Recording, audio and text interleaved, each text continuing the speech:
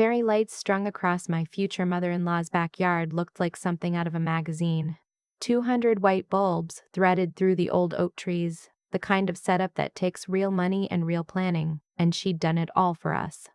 For our engagement celebration, I stood near the drink table in the new dress my sister had helped me pick out, sage green, fitted, the kind of thing you wear when you're trying to make a good impression on people you've known for 2 years, but still somehow feel like strangers. My fiancé was across the lawn laughing with his college friends, his shoulders loose, his whole body at ease in a way mine wasn't. I took a sip of Prosecco and told myself the knot in my stomach was just nerves, just excitement, just the normal flutter of a woman 4 months away from her wedding. I was wrong. My name is Sophie, and I'm a licensed occupational therapist. I run my own small practice in Austin, Texas. I built it from scratch at 28 with a business loan, a shared office space, and more early mornings than I care to count. By the time I got engaged to my boyfriend at 31, I had a solid client base, a good reputation in the pediatric community, and, this matters later, a down payment sitting in a high-yield savings account that I'd been building for 4 years. His name is not important right now. Call him my fiancé. You'll understand why soon enough.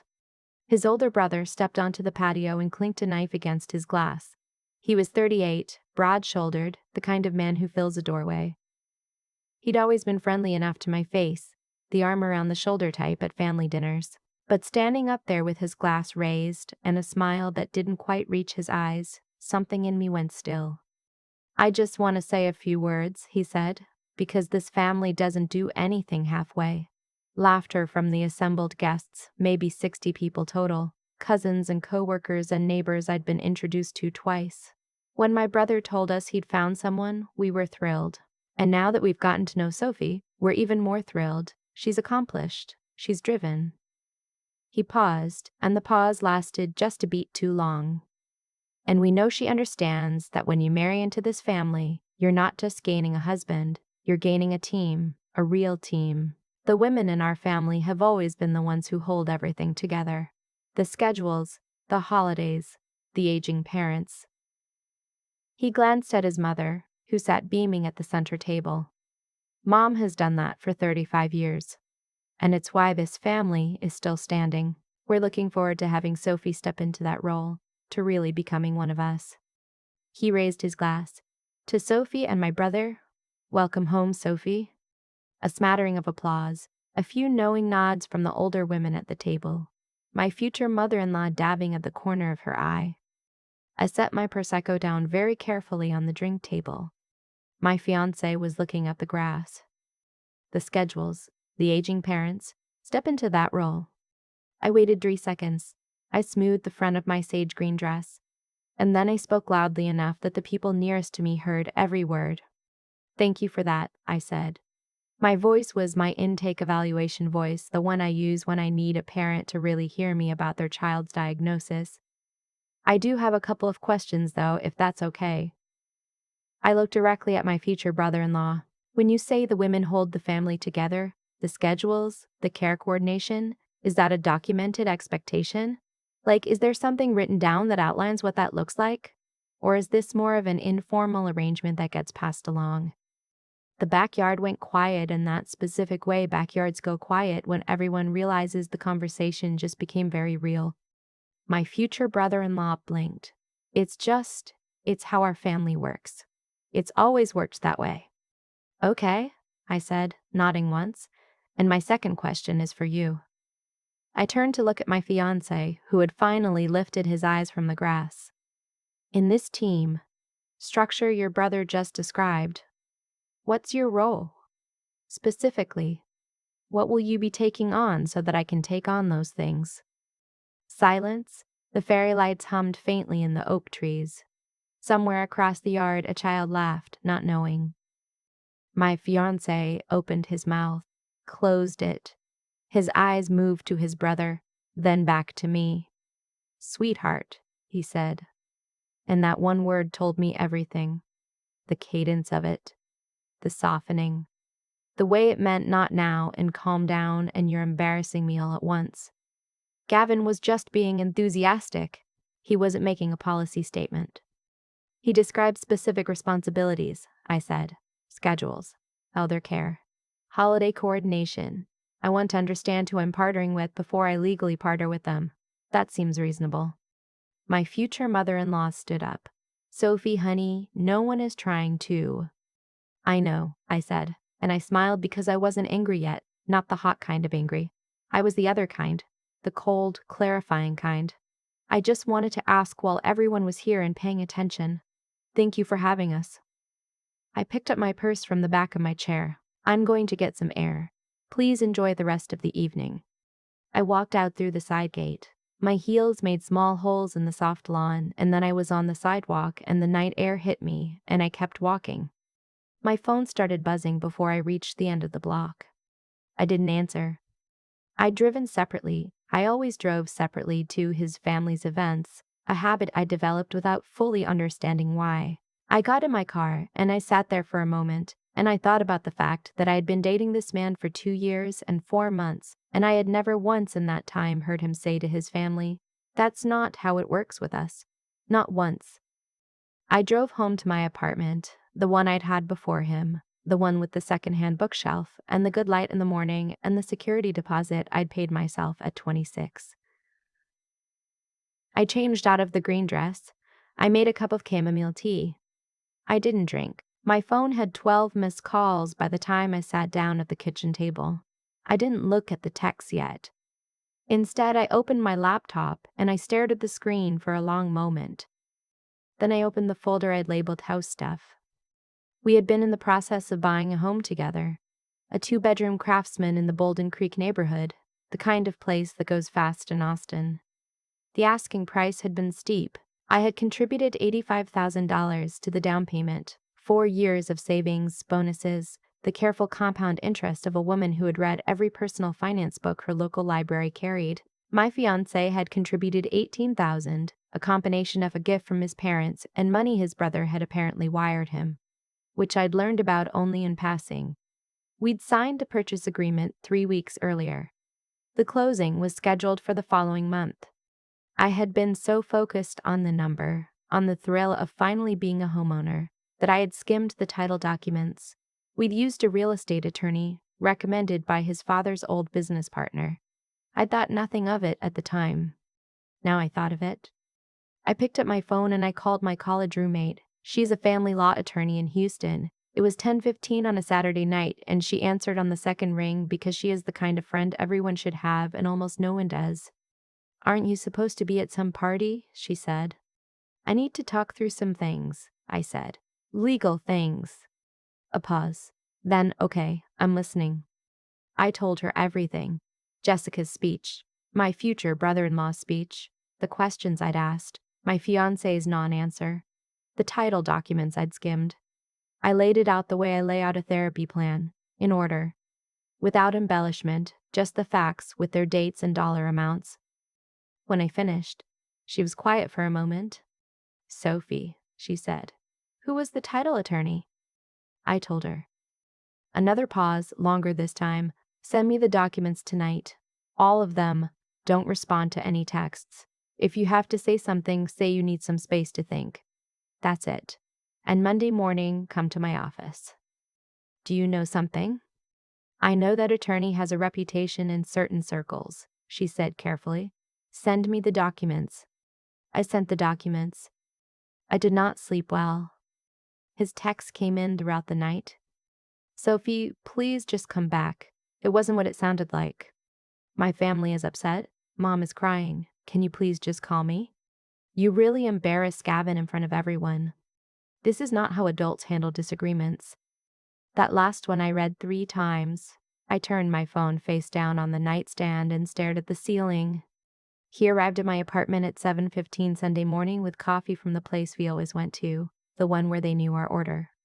He had a key I'd given him 8 months ago. He let himself in and placed the cups on my kitchen counter and looked at me with the expression of a man who had prepared what he was going to say. "Last night got out of hand," he started. "Did Gavin know he was going to say that?" I asked. "Before the party. Did you know?" His eyes moved to the window. He mentioned wanting to say something welcoming.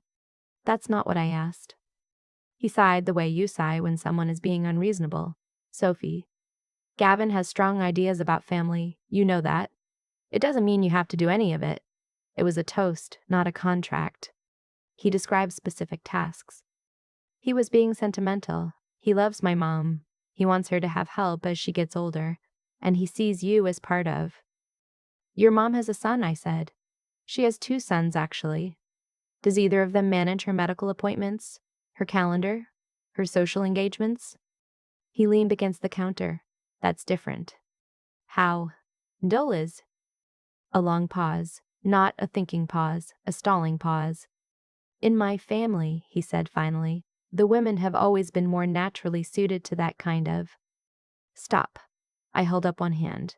Before you finish that sentence, I want you to think about the fact that I run a business. I manage a caseload of 23 pediatric patients. I supervise 2 part-time staff members. I invoice, I schedule, I file quarterly taxes. And you're about to tell me I'm naturally suited to managing your mother's lunch calendar. He looked at the floor. I'm not saying it's fair. Then what are you saying? I'm saying that's my family. And when you marry me, they come with me. Some compromise is going to be necessary. Compromise. I turned the word over in my mind. Compromise, in his usage, meant me adjusting. It did not appear to mean him adjusting. I have a question about the house, I said. He blinked at the subject change. What about it? The title structure. Are we joint tenants? Tenants in common? Is there anything else attached to that deed I should know about? Something moved across his face. Quickly, but I caught it. Occupational therapists spend their careers reading faces. We notice the micro-expressions that parents have learned to hide and children haven't yet learned to fake. I noticed. It's a standard deed, he said. Joint ownership. I'd like to see the full title document again, I said. The version the attorney filed with the county. Sophie, why are you making this about money? Last night was about my family feeling. I'm not making it about money, I said. I'm making it about information. I put $85,000 into that property. I want to understand exactly what I own. He left 20 minutes later, the coffee cup still on my counter, his parting shot, something about how he hoped I'd calm down and see things more clearly. I poured both coffees down the drain and called my attorney friend back. I pulled the Travis County Appraisal District records this morning, she said without preamble. There's a deed of trust attached to the title filing. Do you have the full purchase agreement packet in front of you? I opened my laptop. Yes. Page 14. Read me the vesting clause. I found it. I read it aloud, and then I read it again because the first time it didn't fully land. My fiancé was listed as the sole managing beneficiary of a revocable living trust established simultaneously with the deed. My name appeared as a co-beneficiary. On paper, it looked like shared ownership. In function, according to my friend's patient, methodical explanation over the next 20 minutes, he held all the decision-making power. He could refinance the property without my signature. He could sell it without my consent. He could transfer his interest to a family member, say his brother or his father, unilaterally. My $85,000 had bought me a financial stake with no operational control. Is this normal? I asked. My voice sounded strange to me. Detached. It's not illegal on its face, she said, but it's structured in a way that almost exclusively benefits him, and the fact that it was set up by his family's attorney, who presented it to you at closing without flagging the control differential. That's a problem. That's a real problem, Sophie. I sat with that for a moment. What do I do? You don't close on that property next month, she said. Not until this is resolved. I'm sending you a list of things I need. Bank statements, the closing disclosure, any email correspondence between you and the title attorney. And, Sophie, do not tell him we've spoken. Not yet. I need 48 hours. I spent Sunday reconstructing a paper trail I'd been too trusting to build in real time. I found emails I'd barely skimmed. I found a text chain where my fiancé and his brother discussed the trust structure 3 weeks before closing, a chain that included the phrase, keeps it clean if things go sideways. I stared at those 4 words for a long time. I forwarded everything to my friend. Monday, I sat in her Houston office, which she'd built with the same grinding early morning determination I'd used to build mine. and she walked me through it with the care and precision of someone who had seen this before. "The good news," she said, "is that you haven't closed yet, you have leverage." "What's the bad news?" "The bad news is that this was intentional. The text you found makes that pretty clear. This was set up to protect the asset for his family in the event you separated, divorced, had any kind of legal dispute. Your money was used to acquire an asset you were never meant to fully own." The word for what I felt in that moment isn't anger. Anger is hot. What I felt was a kind of glacial settling, like something that had been suspended finally finding its level. "Tell me what to do," I said. She told me. The demand letter went out that afternoon. It was addressed to my fiancé, to his brother Gavin, and to the title attorney. It outlined our intent to challenge the trust structure as fraudulent inducement, demanded an immediate reformation of the deed to reflect true joint tenancy with equal management rights, and included a deadline of 72 hours before we filed suit. She also, on my behalf, filed a formal notice with the Texas State Bar's Grievance Committee regarding the title attorney's failure to disclose the conflict of interest and representing a transaction where his long-standing client held all structural advantages. I went back to Austin and I waited. My phone rang 43 times in the next 3 days. My fiancé, his brother, his mother, his father, who I don't think had ever called me directly before, whose voice on the voicemail was the smooth, practiced voice of a man who had talked his way out of many things and expected to talk his way out of this one too. I answered none of them. His mother texted me on the second day, "Sophie, this has gone too far. You're hurting people who love you. Let's sit down like adults and find a solution." I showed it to my attorney friend. She told me to save it. I saved it. On the third day, the attorney's office called her. She put it on speaker so I could listen. They wanted to settle. They were willing to reformat the deed. She could have her name on the title as a true co-owner with equal rights. They wanted a mutual non-disclosure, a clean end to the engagement, and her silence on the structural irregularity. "Counter," my friend said into the phone, calm as anything. "Deed reformation is the floor, not the ceiling. My client wants full co-ownership, equal management rights, and reimbursement of all closing costs she's incurred to date. She also wants written confirmation that the title attorney will not be involved in any future transactions related to this property, and there will be no mutual NDA. My client reserves the right to discuss her own financial experience freely." The attorney on the other end of the line sounded like a man eating something he'd rather not. "That's a significant ask. Your client used my client's $85,000 down payment to fund an asset he intended to control unilaterally," my friend said pleasantly. "I think significant ask is generous framing on my part." They called back 4 hours later. They accepted. That night, sitting in my car outside my apartment building because I hadn't quite found the energy to go inside yet, I thought about the engagement party that now felt like it had happened in another lifetime. The fairy lights in the oak trees, the way my fiancé had looked at the grass. I thought about the fact that I had asked 2 questions, just 2 questions, politely in front of people who knew both of us, and those 2 questions had unraveled everything, not because they were extraordinary questions, but because the answers, the silence, the deflection, the careful non-responses had told me more than any confession could have. My phone buzzed, a text from my fiancé, the last one he would send me for a long time. "You got what you wanted. I hope it was worth it." I read it once, then set my phone in the cuff holder and looked out at the quiet street. I thought about worth it. I thought about what I had almost signed up for. Not just the legal structure of a deed that kept me financially dependent, but the life that had been sketched out for me at that party. The schedules, the aging parents, the woman who holds everything together, invisibly, without credit, without compensation, without anyone ever thinking to ask what she wanted in exchange. I thought about my fiancé saying, "That's my family," as if it were a weather system and not a series of choices that people made every day. I thought about how I'd known, for longer than I'd admitted, that something was off, that the knot in my stomach at family dinners wasn't just social anxiety, that the way his brother looked at me sometimes, evaluating, measuring, was not the look of a man welcoming someone into his circle. It was the look of a man assessing an asset. I went inside. I made tea that I actually drank this time. I pulled out my laptop and I opened a document and I started writing down everything I wished I'd known before I got serious with someone whose family had a financial playbook I was never shown. 6 weeks later, the deed was reformed. My name was on it, equal and clean, with the same management rights he had. The title attorney had withdrawn from the matter. The engagement was over, formally, a brief and business-like email exchange through our respective attorneys. I kept the property. We agreed on a buyout structure where he could eventually purchase my share at appraised value, or I could buy out his. I was in no rush.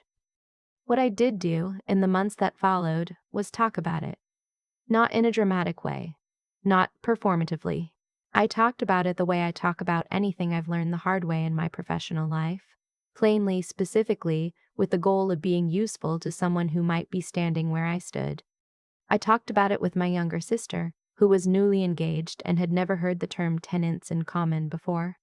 I talked about it with a client's mother who mentioned, during a session intake, that she'd been thinking about buying a house with her long-term boyfriend. I talked about it with a friend who worked at a nonprofit legal aid organization and started connecting me with women who had found themselves in variations of the same situation. Not always dramatic, not always a villain, just a structure that had been set up without their full understanding, that served someone else's interests more than theirs. That nonprofit legal aid organization eventually asked me if I'd be willing to join their advisory board. I said yes. That was 8 months ago. Last week, I sat in a conference room with 4 attorneys, 2 financial planners, and a woman who had just discovered that the house she'd lived in for 7 years with her common-law partner was titled entirely in his name, and I helped her understand what her options were. Not legal advice. I'm not an attorney. But practical, human, this is what I wish I'd known advice. The kind you can only give if you've been there. Afterward, one of the attorneys pulled me aside and said, "You explain this in a way people can actually hear. Do you know how rare that is?" I thought about that on the drive home. I thought about my fiancé's text, "I hope it was worth it," and how the answer had continued to become clearer with every month that passed. My apartment still has the second-hand bookshelf and the good morning light. There's a second coffee cup in my cabinet now, belonging to someone I met at a city planning meeting.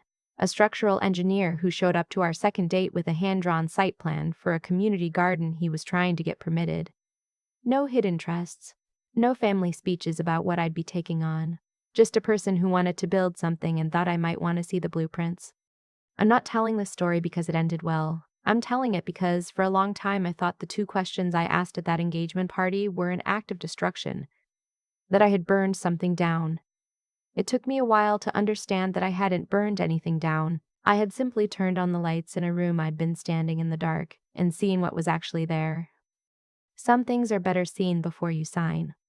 The night I drove home from that engagement party, I kept replaying the moment Gavin raised his glass and smiled at me like he was doing me a favor, like he was handing me something I should be grateful for.